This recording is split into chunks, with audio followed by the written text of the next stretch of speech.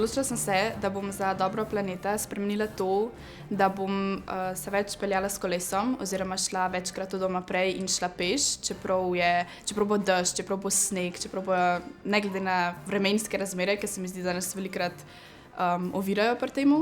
Zaradi tega, ker se mi zdi, da je najbolj pomembno to, da skrbimo za naš planet, ker samo tukaj bomo lahko živeli in samo to je naš dom.